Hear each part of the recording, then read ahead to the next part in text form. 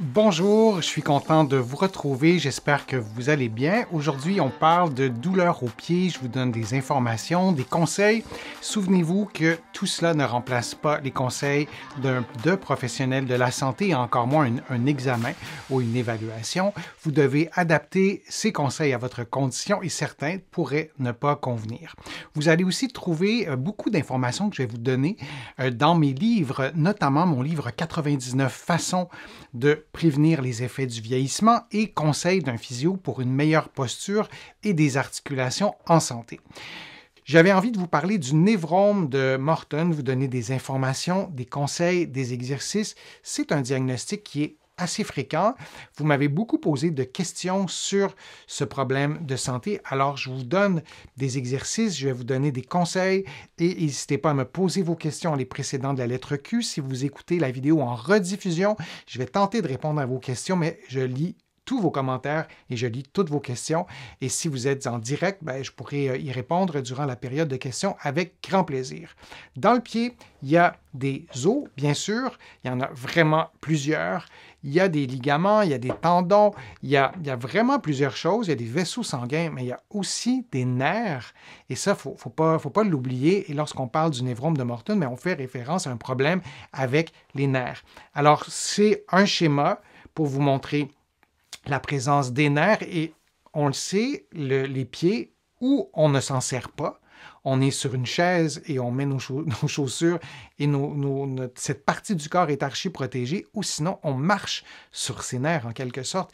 Alors il y a parfois des problèmes de santé dont le névrome de Morton qui est directement lié à ces nerfs qu'on a à l'intérieur du pied. Alors je vais vous montrer quelques illustrations sur le névrome de Morton et je vais vous donner aussi des statistiques sur ce problème de santé.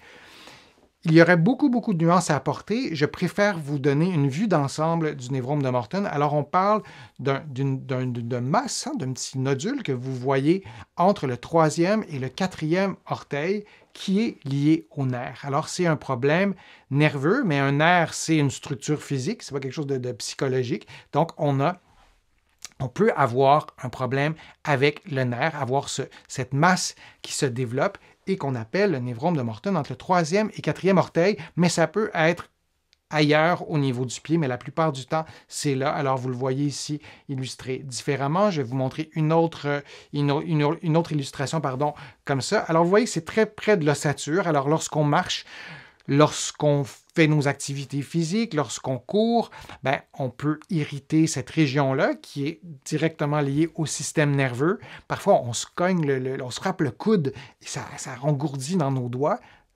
Lorsqu'on fait ça, on frappe un petit nerf et il y a une répercussion, dans l'exemple que je vous donne, dans la main. Alors, lorsqu'on a un névrome de Morton, c'est un peu le même principe, c'est un peu les mêmes symptômes qui sont vraiment pas agréables. On parle de décharge électrique, de choc électrique, d'irradiation, on peut avoir des fourmillements, on peut avoir une perte de sensibilité aussi qui fera en sorte que lorsqu'on marchera, ça sera pas particulièrement agréable. Alors, on a ces douleurs qui vont s'installer et qui sont attribuables à ce névrome. Et comme je le disais aussi, on peut avoir aussi une perte de sensibilité. Je vous montre cette statistique et ça vous fera penser à d'autres éléments, d'autres statistiques du même genre que je vous ai déjà donné sur ma chaîne. Près du tiers de la population a un névrome de Morton et la grande majorité n'éprouve aucun symptôme. Et là, c'est important de se souvenir de ça. Ce sont des symptômes très caractéristiques, les douleurs ou les fourmillements ou les brûlures ou les sensations de courant électrique qui sont liées au névrome de Morton. Il y a des douleurs qui ne ressemblent pas du tout à ça, qui sont peut-être localisées à cette partie-là du pied ou ailleurs et qui ne sont pas attribuables à un névrome de Morton. Alors, on peut en avoir un qui est asymptomatique et le problème peut provenir d'une autre cause. Alors, il y a plusieurs personnes qui est à l'écoute en ce moment, qui avaient un névrome de Morton diagnostiqué et symptomatique, mais on ne peut pas être toujours convaincu que c'est le névrome de Morton qui cause toutes les douleurs de votre pied, même si vous en avez un. Les facteurs de risque du névrome de Morton, vous allez voir, il y en a plusieurs. D'abord, les stress biomécaniques. Si je fais de la course à pied, et j'ai peut-être une fragilité au niveau du système nerveux, de la configuration de mon pied, mais les impacts, les sauts que je vais faire, et je vous donne l'exemple de la course à pied, mais j'aurais pu prendre d'autres activités physiques qui causent ce stress biomécanique. Ça peut être aussi au travail, selon le type d'emploi que vous avez, mais c'est un facteur de risque. On a aussi les déformations du pied. Alors, si je porte des chaussures à talons hauts et que mon pied est déformé, que la pointe de mes chaussures est tellement étroite que mes orteils n'ont pas le choix de se déplacer à la longue, il y a des déformations qui s'installent et il n'y a pas de magie. S'il y a moins d'espace, le nerf ou les nerfs ou certaines parties du nerf peuvent réagir et former ce petit nodule que vous avez vu. Les particularités morphologiques, nos corps ne sont pas tous faits pareils. Il y a des personnes qui sont plus à risque de développer un névrome de Morton en raison de leur morphologie. C'est dommage, mais c'est comme ça. Raison de plus pour ces personnes-là de prendre soin de la santé du pied, de prévenir les déformations du pied. Parfois, on ne peut pas les prévenir et parfois, on peut les prévenir. Quelques conseils, qu'est-ce qu'on fait lorsqu'on a un syndrome de Morton? Alors, je vous montre des photos qui vont illustrer un peu des choses que vous pourriez faire pour essayer de soulager la douleur et de régler le problème. Donc, je vous montre ça comme ça ici. Alors, vous avez dans l'image en haut à gauche, la rééducation, consulter en physiothérapie, en kinésithérapie de l'autre côté de l'Atlantique. Parfois, ça aide, parfois, ça ne change rien. Alors, s'il n'y a pas d'effet pour l'une ou l'autre des stratégies thérapeutiques que je vous conseille, il faut aller chercher, faut changer notre fusil d'épaule, sinon on perd notre temps. Si moi, je vois un patient pour ça pendant 20 traitements, il n'y a pas d'évolution, peut-être qu'après 2-3, on peut envisager de changer la stratégie thérapeutique ou arrêter le traitement de réadaptation, évidemment. Porter des chaussures. Là, je vous ai mis ce modèle de chaussures-là pour illustrer mon propos, mais ne cherchez pas ce modèle-là en boutique. Ce n'est pas lui exactement, mais c'est ce type de chaussure. On ne veut pas avoir une chaussure étroite. On veut avoir une chaussure qui laisse de la place aux orteils, à l'avant-pied. Idéalement, une chaussure lacée pour qu'on puisse modifier ou réduire au maximum la tension.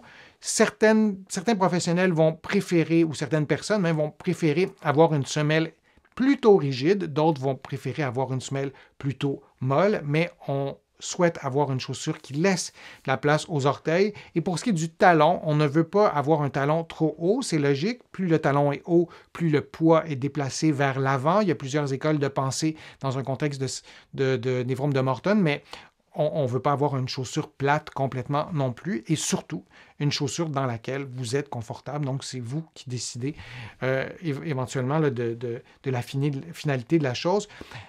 Une orthèse plantaire, ça peut être une stratégie thérapeutique aussi, et dans certains cas, la chirurgie, ça peut être une option.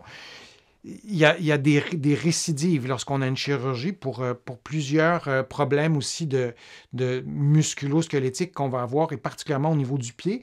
Donc, les stratégies qui sont irréversibles comme la chirurgie, en général, on ne commence pas par ça. Dans certains contextes, après avoir évalué la condition, parfois on va choisir ça en premier, mais c'est rarement le cas. Je vous propose certains exercices. Les exercices que je vous propose, ce n'est pas des exercices miraculeux qui vont tout régler. Par contre, lorsqu'on a un névrome de Morton, on veut s'assurer de maintenir la mobilité, de maintenir nos capacités physiques. Et parfois, ce gain de mobilité, ce gain de détente musculaire fait en sorte d'ajouter peut-être un peu de place, d'espace et peut-être diminuer l'irritation. Mais encore une fois, ce ne sont pas des exercices miraculeux, mais ça ne coûte rien de le faire. Il n'y a pas de risque, à moins que vous ayez une douleur qui est reproduite par ce que je vais vous montrer. Et comme je vous dis toujours, vous ne faites rien qui augmente ou reproduit la douleur. Mobilisation des os du pied droit, mais évidemment, vous faites toujours les deux pieds, même si votre douleur est seulement d'un seul côté. Alors, vous prenez les orteils, comme vous le voyez, et vous allez les mobiliser. Mais on ne les voit pas, les doigts en dessous, mais vous pouvez vous imaginer un peu où sont mes doigts. Alors, ce que je fais, c'est vraiment de prendre les os du pied, comme ça, et les mobiliser dans ce plan-là. Alors, ce que vous voyez à l'écran, c'est un peu ce que je viens de vous montrer avec mon squelette et vous prenez une petite pause et vous faites ça sur les 2 pieds lentement de façon détendue. Un autre exercice que vous pouvez faire, c'est une mobilisation des orteils. Alors, vous allez faire une flexion de l'orteil. Vous pouvez le faire un peu plus lentement que ce que je vous montre et vous allez ensuite faire une extension. Et vous remarquez que j'ai une main qui mobilise et l'autre main fait quoi? L'autre main stabilise la partie de l'orteil que je ne souhaite pas bouger. L'idée, ce n'est pas de plier l'orteil en faisant un peu n'importe quoi. On plie chaque articulation, on fait une flexion de chaque articulation. Si je vous le montre ici en plus grand, je ne sais pas si vous allez pouvoir voir. Donc, ce que je veux faire, en fait, je devrais vous le montrer comme ça. Ce que je veux faire, c'est que je veux tenir cette partie-là de l'orteil et mobiliser l'autre. Si je ne tiens pas ici, je vais un peu tout bouger, mais je veux vraiment être très ciblé. Alors, je tiens cette partie de l'orteil et je fais une flexion et une extension avec mon autre pouce et mon autre index. Je suis sur un squelette qui n'est pas articulé comme vos orteils à vous, alors l'extension ne se fait pas bien, mais vous comprenez un peu l'idée. Alors, c'est une façon de faire les exercices. Et un autre conseil, un autre exercice que vous pouvez faire, c'est un automassage de la partie avant du pied, des tendons qui sont sur le dessus du pied. Il y a vraiment beaucoup de tendons. Vous les voyez, je vous les montre comme ça. C'est sur ces tendons que vous voulez faire l'automassage. Alors, vous placez votre pied pour être confortable. Je me suis placé comme ça. Vous pourriez être dans votre lit, vous pourriez être assis sur une chaise. Placez-vous où vous voulez pour être confortable. Et avec votre pouce, vous suivez l'orteil. Et en faisant ça, vous suivez le tendon de l'orteil et ça fait un bien fou lorsqu'on fait un automassage comme ça. Vous pouvez le faire pendant 60 secondes ou un peu plus, quelques minutes. Puis ensuite, vous pouvez faire un autre automassage, cette fois avec une balle.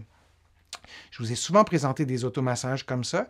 Et dans un contexte de syndrome de Morton, c'est intéressant de détendre la musculature gentiment, doucement. Et lorsque vous roulez la balle, en fait, vous voulez mobiliser aussi les orteils que vous voyez en ce moment.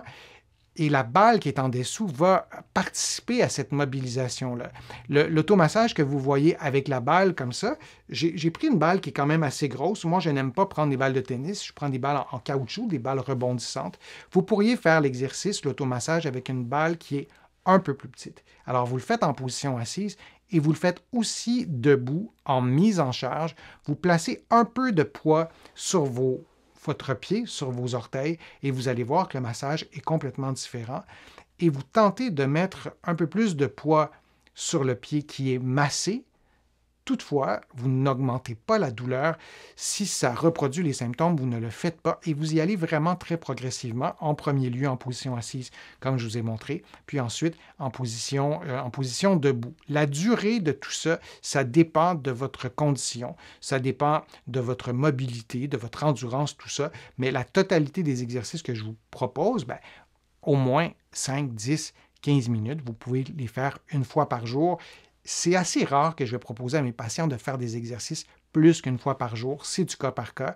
C'est à vous de décider. C'est aux professionnels de la santé que vous consultez aussi qui vont pouvoir répondre à vos questions en tenant compte de votre propre condition de santé. Ça, c'est important. Mais c'est une série d'exercices et d'automassages que vous pouvez faire pour détendre les muscles, pour retrouver la mobilité. Encore une fois, il y a plusieurs stratégies thérapeutiques. Je vous en ai montré quelques-unes par les exercices et les automassages, et il y a aussi des stratégies thérapeutiques en allant consulter des experts dans la santé du pied notamment.